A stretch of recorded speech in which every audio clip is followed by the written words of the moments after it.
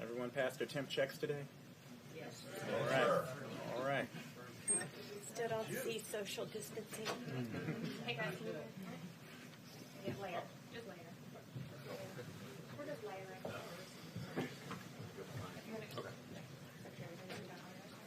Let's go over next to you, then we can.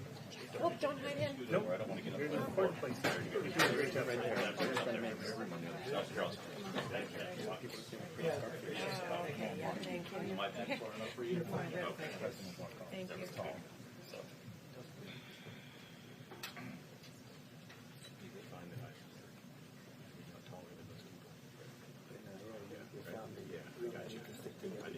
You'll feel good.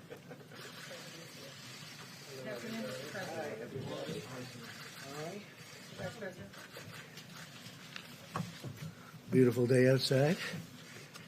And I think we have some great things to talk about. I'll start by discussing the Federal Reserve. As you know, it just happened minutes ago, but to me it makes me very happy. And I want to congratulate the Federal Reserve. For starters, they've lowered the Fed rate from what it was, which was 1 to 1.25, and it's been lowered down to 0 to 0.25 or 0.25. So it's 0 to 0.25. That's a big difference. It's quite a bit, about a point. And in addition, very importantly, the Federal Reserve is going to be purchasing $500 billion of treasuries and $200 billion of mortgage-backed securities, and that number can increase. But they're going to start with that, and that's really good news. It's really great for our country. It's something that we're very happy. I have to say this. I'm very happy. And they did it in one step. They didn't do it in 4 steps over a long period of time. They did it in one step, and I think that people in the market should be very thrilled, and that brings us, we're the strongest country in the world by far, financially and every other way, and that brings us in line with what other countries are. They actually have negative rates, but look, we got it down to potentially 0, so that's a big step, and I'm very happy they did it, and you will not hear anything bad about me unless it's about a month or 2 from now. So I congratulate the Federal Reserve. I think it's terrific. Just came out just as we spoke. I wasn't going to mention Federal Reserve or anything else, but this came out as we were walking up. I want to thank the people at Google and Google Communications because, as you know, they substantiated what I said on Friday. The head of Google, who's a great gentleman, called us and he apologized. I don't know where the press got their fake news, but they got it someplace. But as you know, this is from Google. They put out a release, and you guys can figure it out yourselves and how that got out, and I'm sure you'll apologize. But it would be great if we could really give the news correctly. It would be so wonderful. I just had a phone call with very impressive people, the biggest in the world of stores and groceries and all, and I'll give you the names. Dave Clark, Whole Foods. Mark Clow, CEO of Campbell's Soup Company. Brian Cornell, CEO of Target. Randy Edeker, Chairman and CEO, President of Hy-Vee. Jeff Hammering, CEO of General Mills, great company. Kevin Burakan, President and CEO of Cisco. Greg Jelinek, CEO of Costco. Todd Jones, CEO of Publix Supermarkets. Donnie King, Tyson Foods. David McLennan, Chairman and CEO of Cargill. Rodney McMullen, CEO, Chairman of Kroger, big company. Doug McMillan, CEO of Walmart. He's been fantastic. Doug was here, as you know, on Friday. and he watched the market go up 2,000 points. On Friday, it went up 2,000, almost 2,000 points. Todd Vasso, CEO of Dollar General Corporation, and Vivek Sankaran, President and CEO of Albertsons. So these are all phenomenal companies. These are great companies. We had a long conversation with them, and they're going to work 24 hours round the clock, keeping their stores stocked. I would like to say that people shouldn't go out and buy. We're going to all be great. We're going to be so good. We're going to do what's happened with the Fed is phenomenal news. What's happening with all of these incredible companies is phenomenal news. But you don't have to buy so much. Take it easy. Just relax. People are going in and they're buying more. I remember, I guess during the conversation, Doug of Walmart said that they're buying more than they buy at Christmas. Relax. We're doing great. It all will pass. The folks that we spoke to, they've done a fantastic job. They're going to meet the needs of the public. They're going round the clock if they have to, and they're committed to the communities where they're serving and which they serve so beautifully and have for a long time. And they're buying a lot of additional things to sell. But again, they actually have asked me to say, could you buy a little bit less, please? I thought I'd never hear that from a retailer. All of them are working hand in hand with the federal government as well as the state and local leaders to ensure food and essentials are constantly available, and they'll do it. There's no shortages. We have no shortages other than people are buying anywhere from 3 to 5 times what they would normally buy. It's going to be there for a long time. We're doing numbers, and there's a pent-up demand that's incredible. When this passes, when this goes through, you're going to see numbers, I predict. I guess I'm allowed to predict just like Wall Street people are allowed to predict, and they're pretty much in agreement. You're going to see there's a pent-up demand like a lot of people, including me, haven't seen before. But this has to get through. They know they're getting through the crisis and will require an all-of-America approach, and that's very important. They're committed to remaining open during this crisis, totally open. They have to stay open. Those stores have to stay open. They supply our country. Our supply chains in America are the most powerful in the world, and they're all working very hard. They're working around the clock, and the stores are stocking up at a level that's beyond Christmas time, and it's great. It was very reassuring speaking to these people. They have it totally in hand. There's no need for anybody in the country to hoard essential food supplies. They said to me, could you please tell them, just go and buy, enjoy it, have a nice dinner, relax, because there's plenty, but you don't have to buy the quantities because it's hard to refill the stores on a basis as rapid as they're refilling them. And we are using the full power of the federal government to defeat the coronavirus, and we will do whatever it takes, and we're doing, I think, really, really well. A lot of good things are going to happen. I want to thank all of the people standing behind me. You know, these are phenomenal people, and we have some of them right over here. But the people behind me have been working round the clock, and they're doing an incredible job. We see what's happening. We see what's going on in other countries. We're looking we're learning from watching other countries, frankly. There's a very contagious virus. It's incredible, but it's something that we have tremendous control of. I think very important to young people, people of good health, and groups of people just are not strongly affected. Elderly people that are not well or not well in certain respects are really a dangerous group. We have to watch them. We have to protect them very much. We have to really watch over them and protect them because they are very vulnerable. And with that, if it's okay, I'm just going to go and make some calls. I'm talking about Federal Reserve. I think it's a tremendous thing that took place just now. I didn't know I would be surprised on a Sunday. I don't know if that's ever happened on a Sunday before, but I would think there are a lot of people on Wall Street that are very happy. And I can tell you that I'm very happy. I didn't expect this, and I like being surprised. So our Vice President, who's doing an incredible job, is going to take over, and I will see you probably tomorrow. Thank you very much.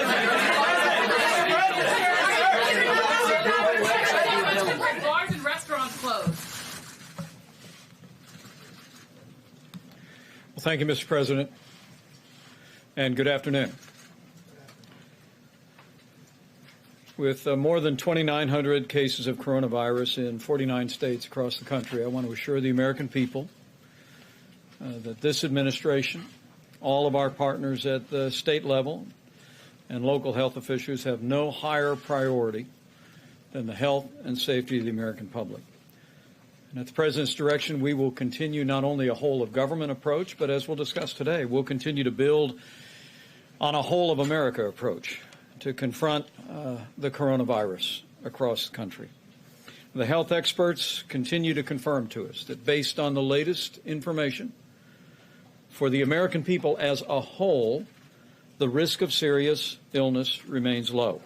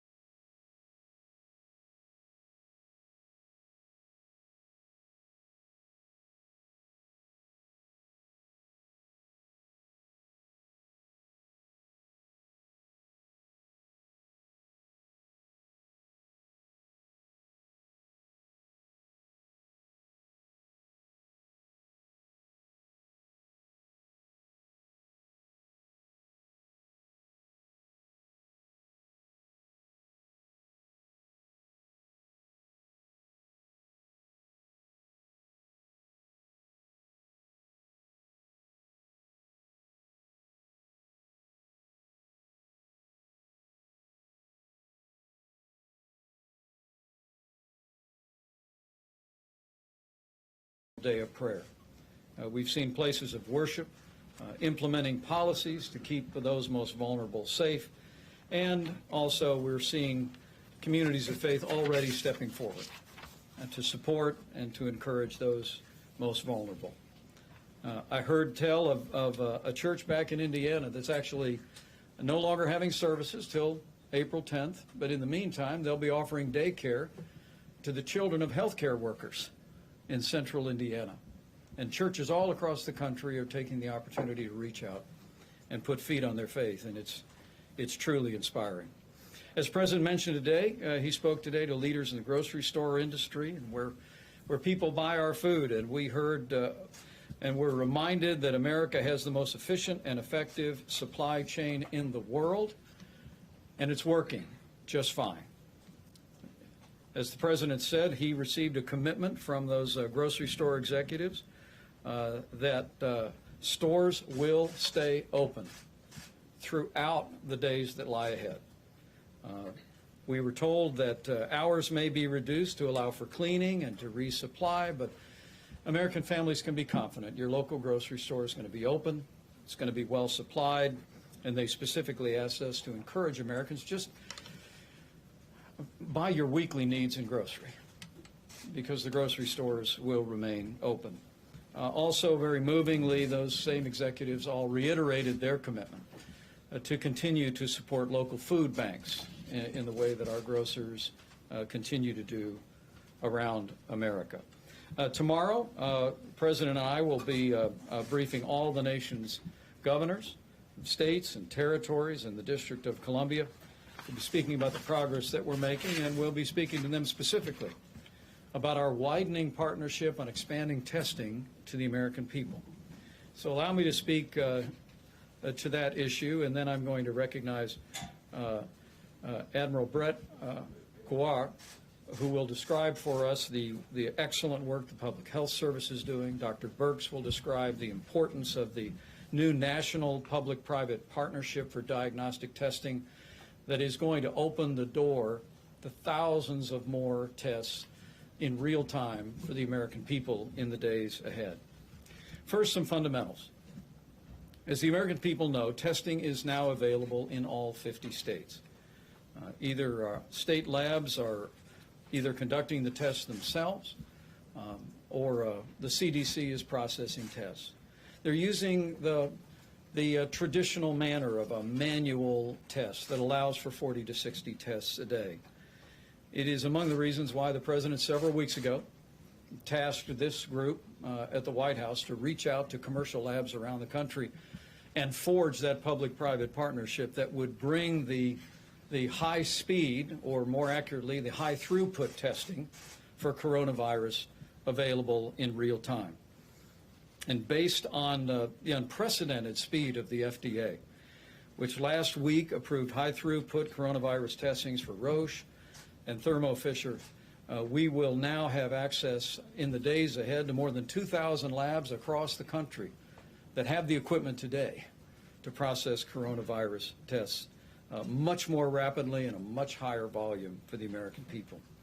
In terms of delivering those services, more than 10 states, in addition to CDC labs, and public health labs, and labs that states can now authorize in their states, more than 10 states have implemented their own drive-through testing sites, and we want to commend New York, Colorado, Delaware, Washington State, Texas, and others that have implemented these on-site places where people can obtain tests.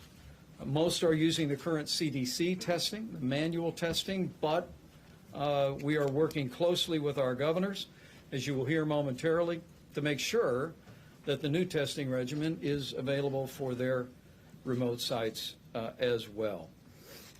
As I mentioned, as of Monday, we will have more than 2,000 labs coming online with the high-speed testing, and we are connecting states to those testing methods. We're also working with a number of retail partners to add to the work that states are doing around the country, working to set up parking lot testing centers outside of stores, and Admiral Brett Garrar will detail the progress that we've made over the last 72 hours. Following the President's declaration of emergency, the Admiral and our Public Health Service have forged a partnership now with FEMA, made possible by that declaration, and they've reached out to all 50 states to create a process that will enable all Americans who need to be tested to go to a community-based testing site outside of usual healthcare facilities. The focus of these tests, as Dr. Birx will describe momentarily, will be on those most in need. A priority will be placed on healthcare workers and first responders who are out there coming alongside people that are being impacted by the coronavirus. We want to make sure they have access to the testing as a priority. And then Americans 65 or over with a cough or a fever or other symptoms will be prioritized over other tests that are extended. As I mentioned, Admiral Garrar will describe the progress that we've made in just a few moments, but we're going to continue to work very diligently, hour by hour, day by day in the days ahead, to expand testing around the country and access to this extraordinary and unprecedented national public-private partnership for diagnostic testing. With regard to testing, as we expand testing, we're so pleased that Congress joined with our administration to make sure that cost is never going to be a barrier to anyone getting a coronavirus test. As you recall, several weeks ago, the President directed a change in our Medicare and Medicaid programs to ensure that coronavirus testing was included. Health insurers were brought in. They all agreed to waive co-pays, but because of the good bipartisan work done in the House of Representatives, now all coronavirus testing is free, and it's free for every American, including uninsured Americans. And we continue to urge passage of the legislation that will be considered by the Senate this week. Let me say one final word about the testing issue, and that is that we, as the President often says, we're all in this together.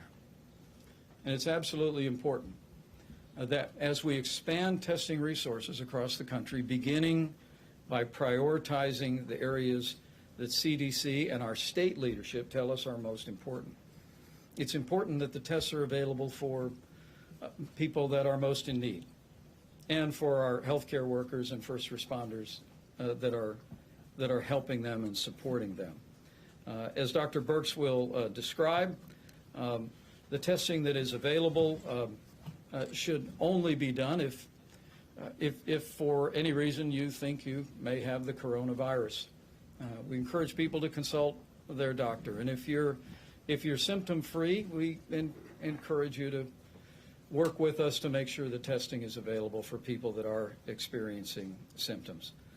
It's extremely important that we have the continuing cooperation of every American as we expand testing and make it available during this challenging time in the life of our nation. With that, I'm going to ask Dr. Birx, I'm going to ask Admiral Brett Giroir, the Public Health Service and leader of this great commission corps behind me, to come up and describe the extraordinary work that they have done over the last 72 hours and will be doing each and every day in conjunction with our states to expand testing to community-based testing across the country for the American people using this new public-private partnership diagnostic testing. Admiral? Thank you, Mr. Vice President, and thank you for your personal interest and support of our team over the last 72 hours as we worked on this critically important project.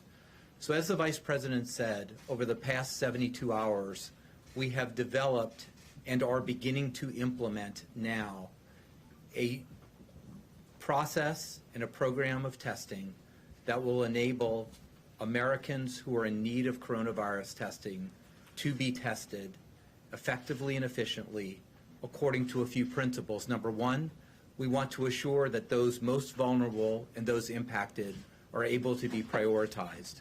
Number two, we don't want to do testing that in any way threatens the acute care system.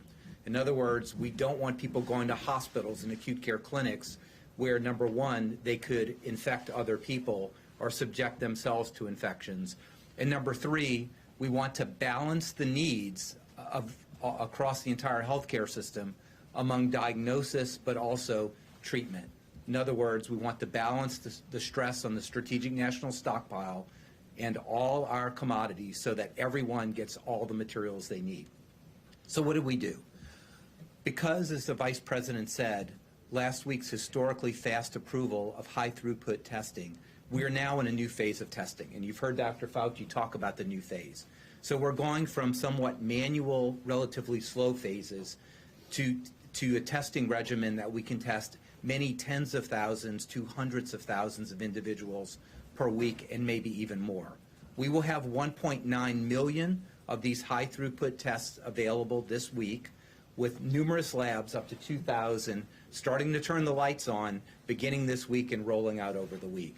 That is really a game changer for us because the back of the shop testing capability is there. The front of the shop is what we've been really working on. In order to get a test there, you've got to be able to swab individuals, get them into the system without completely paralyzing the entire healthcare system as we have. So with the emergency declaration, this was very, very important to us because it really enabled the historically effective processes of working and empowering states, federally supported state-led efforts through the normal FEMA mechanisms. So for the last 72 hours, representatives of FEMA from across the government and our commission corps have been working on joining the unique and unprecedented public health mission with the historically successful mission of distribution centers, places for distribution, the pod system of FEMA. Our public health service, we've already deployed over 1,000 officers in support of the coronavirus missions. That includes to the Diamond Princess, to the borders, to the quarantine stations, to the acute care settings where we're caring for nursing home residents in Seattle. So we have a very experienced group, and we brought these together. So what we've really designed and how we're working with the states, we have contacted all 50 states through the FEMA system, every single region, every single state, to understand where they are. As the Vice President said, some states are rolling out some of their own community-based testing. They need to be augmented. We believe we've created a model based on the public health and the FEMA system that is optimized, that can be used for drive-through or potentially walk through. Each of these pod-based units, we believe, can screen 2,000 to 4,000 individuals a day for testing with all the appropriate personal protective gear, all the appropriate back end and linkage to the public health system, including testing. We know that we have the logistics to do that. We know we have the materials to do that. And again, this is federally supported, state-led efforts. Many states need the full meal deal. They want dozens or of public health service officers to work in protective gear to actually test.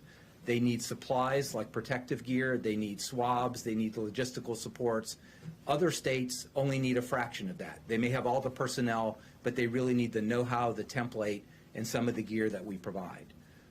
We are going to start implementing this system this week in a number of states, primarily those that are the hardest hit right now or are on the rise, and the CDC advises us that that's when they need the testing. I want to emphasize again that we're focusing on two very important groups, and you'll hear this said 3 or 4 different ways, and the groups that really can be the most impacted or impactful in our outbreak. Number one is healthcare workers and first responders. This is very important for 2 reasons. Number one, we have to take care of the healthcare workers and responders because when America needs them, they need to be available, healthy, to provide the care that we all deserve. But it's also important that if they feel they have a risk of having contacted coronavirus, that we test them so they cannot spread that, for example, in long-term care facilities where the elderly are. And the second group would be the elderly. And we are classifying that according to risk as those 65 years of age or older who have a respiratory symptom and a fever of 99.6. That's a lower number than you've seen before because those who are older do not spike high fevers like children do, 104, 105. So you set the bar just a little bit lower. We do that because we know that they are high risk of bad consequences, and if they test positive, they can engage with their practitioner, telehealth provider, or get in the system to make sure they have just an outstanding outcome. So that is really where we are. We've made really unprecedented progress. You will see these sites rolling out progressively over the week. This is not make-believe. This is not fantasy. We've developed the model. We've talked to the states. We're focusing on specific locations now. We will start shipping gear, stuff tomorrow. We will start deploying officers tomorrow and Tuesday, and we'll begin seeing these sites, in addition to the ones that are springing up now, implemented during this week.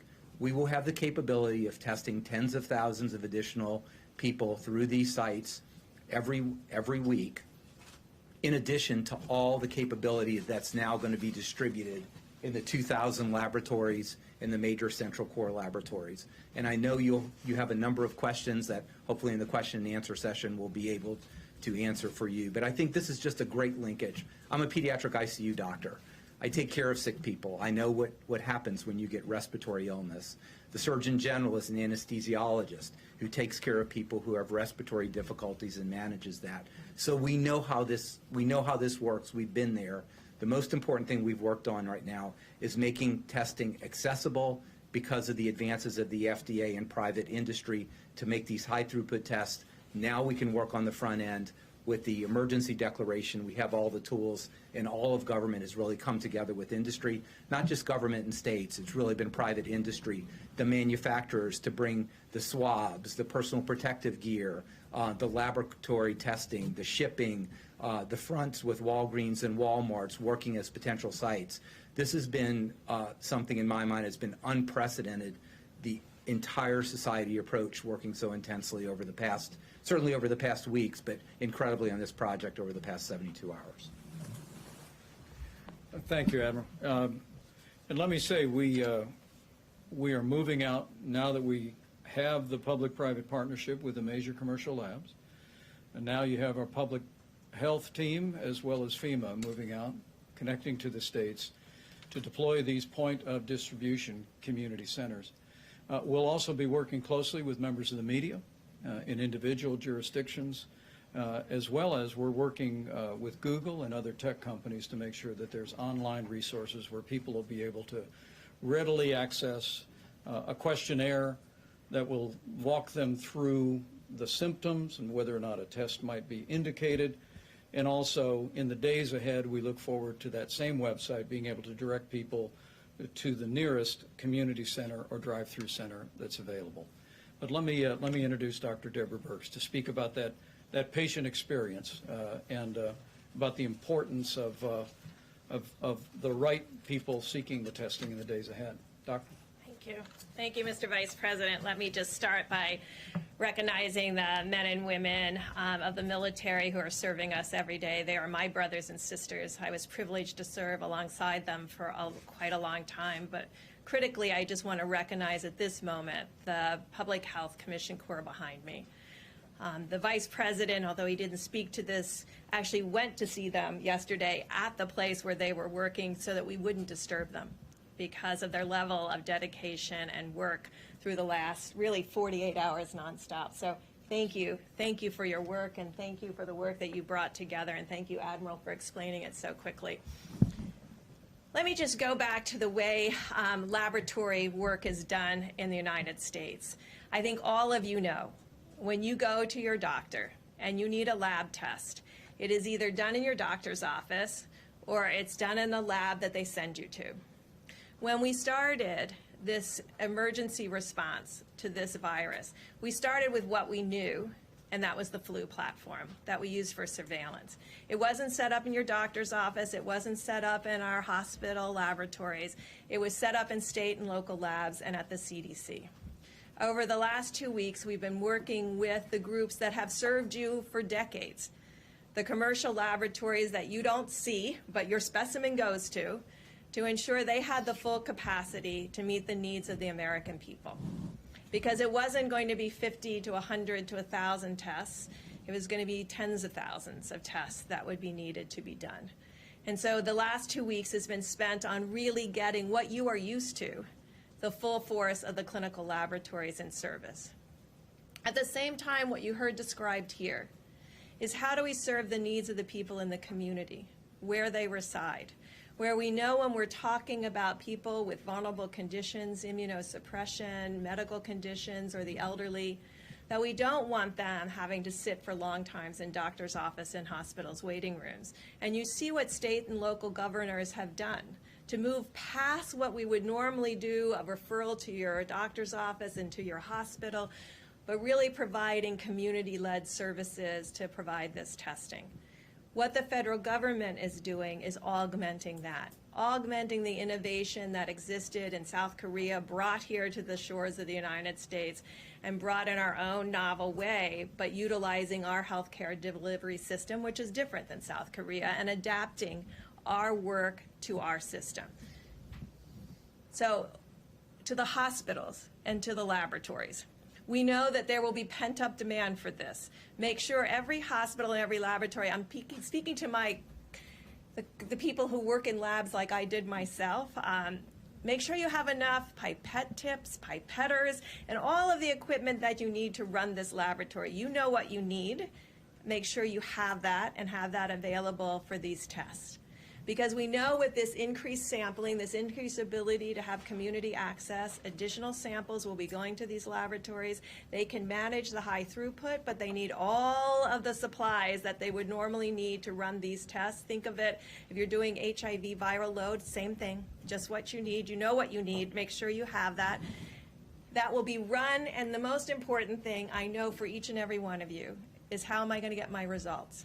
And so we're making sure also that the end of reporting is also there, that the reporting is available to you, to your doctor, and also to the state and local governments and the federal government, not with your personal identifiers, but to really understand where there are positives, where there are negatives, so we can ensure that healthcare providers have what they need to meet the demands of the American people and their health needs when they're there.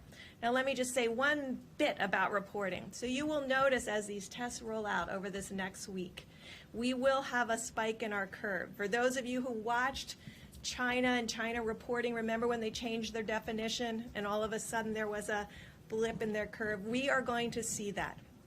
We are going to see a spike as more and more people have access. And I want to finish by again reminding people how important it is. I know everybody's going to want to go to these drive-throughs, but if we could prioritize, like we have asked you to prioritize the care of every person with a pre-existing condition and immunosuppression and the elderly with existing conditions, we've asked you to prioritize them, and we ask you to prioritize them in the lines so that our first responders and our healthcare providers and everybody who has difficulty to get to doctors' offices can utilize this system while we bring all the other traditional systems that you are used to and have availability for you online over the next few days and weeks. So thank you for constantly reminding us how important it's a response of all of America for Americans. All of America for Americans. It's a privilege to be part of this solution and be part of this team. And again, I want to close by recognizing the Commission Corps. They have spent, I'm not sure they had anything but pizza to eat for the last 2 days, but we appreciate greatly. Donuts. All right, don't follow their guidance. Dr. Fauci. Thank you, Mr. Vice President. I'll be very brief. I just want to say, listening to the description of Admiral Giroir, I'm very pleased to see how things have evolved. I think we could describe this as entering into a new phase in the testing space available here in the United States. You've heard me on many of these briefings talk about the multifaceted armamentarium that we have to address the crisis of what the world is seeing and the challenge that we're seeing right here in the United States. I mean, obviously, the travel restrictions have been, in my mind, a very, very positive way that we have prevented more of the input from outside in that would seat us and make our job more difficult. And then we have, as I've mentioned, the containment and the mitigation from within. You're going to be hearing more about advanced guidelines about that, more precise instructions of how we can implement this mitigation within the community. But now that we have a situation that is going to be rolled out, and remember, I want to emphasize what was just said.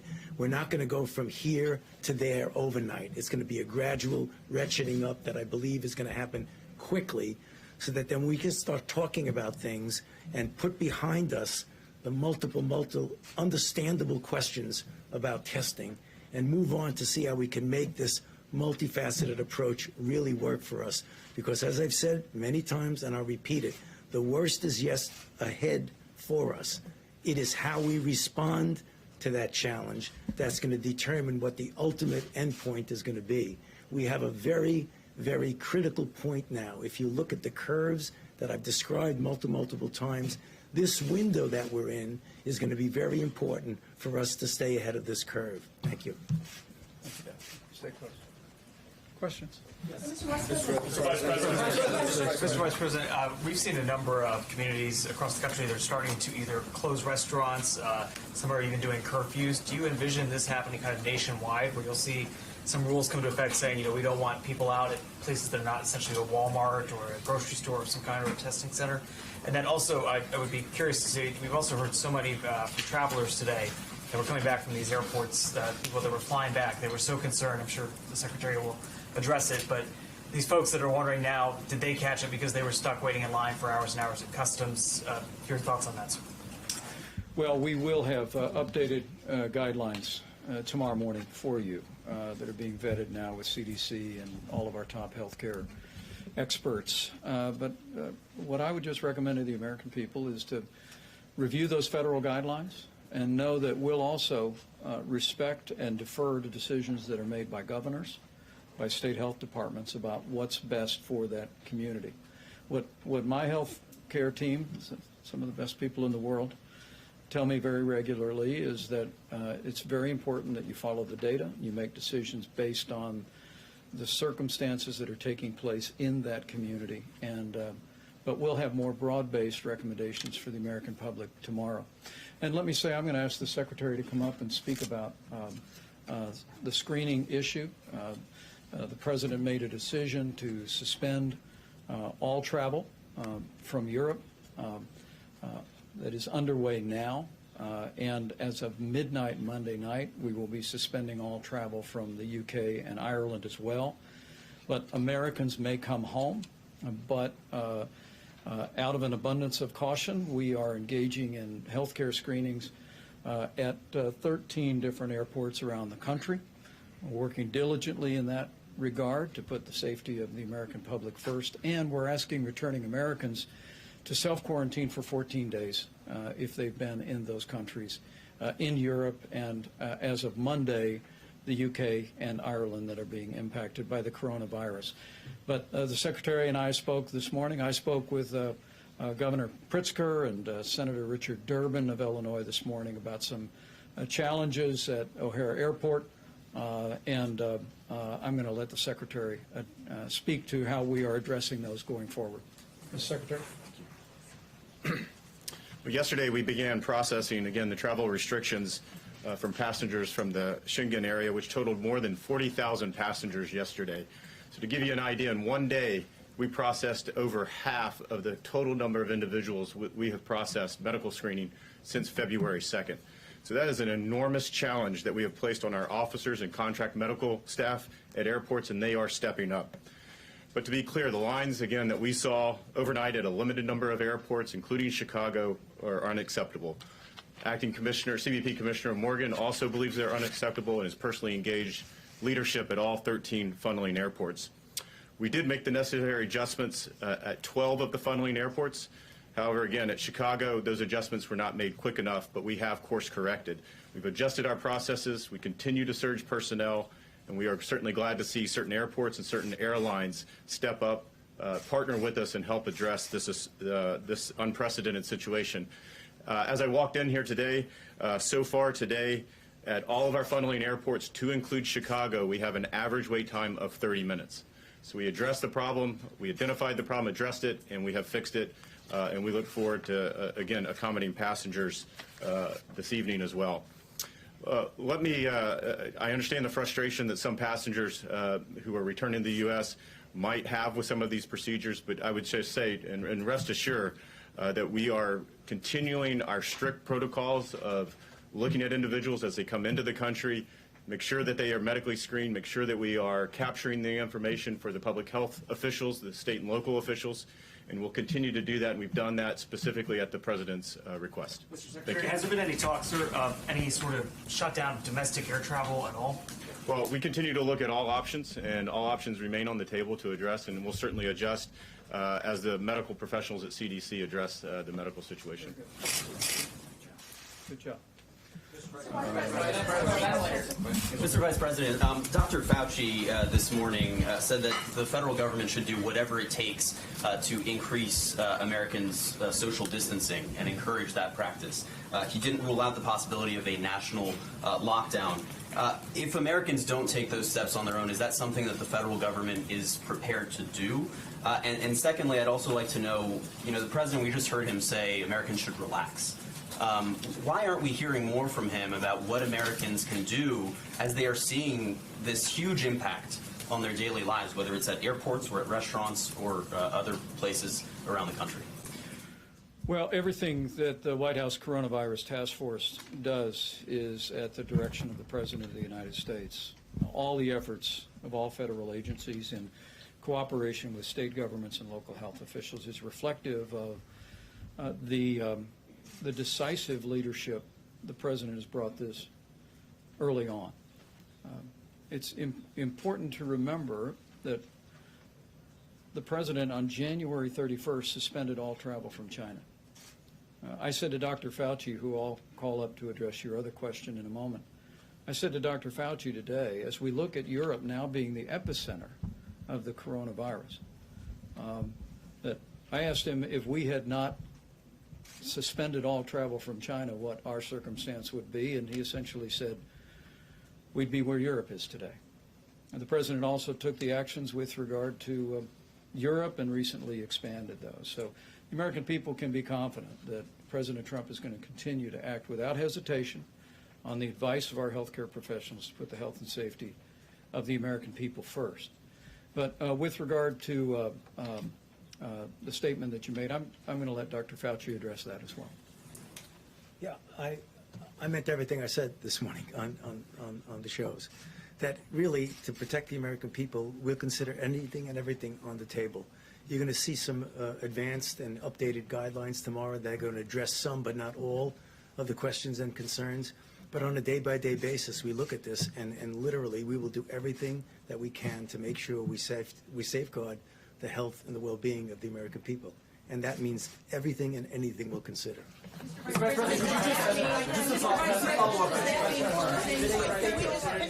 Dr. Fauci, could you give us some examples? You say anything, everything, like what? Like what Europe is doing? No bars, no restaurants? That could be, absolutely. I mean, that could be. But if new guidance is coming tomorrow, can you give us a more concrete Yeah, idea I don't right want, now? You must know what it is. What I don't want to do is I don't want to, jump ahead of the guidance. I promise you, let the guidance come out. We'll be here every day. I'll answer the question after the guidance. I promise you. Mr. Vice President, how are People know where to get their testing. Mr. Vice President, what is your plan to build more hospital beds so tens of thousands of Americans don't die? And how many more ventilators are you looking at ordering so people don't suffocate?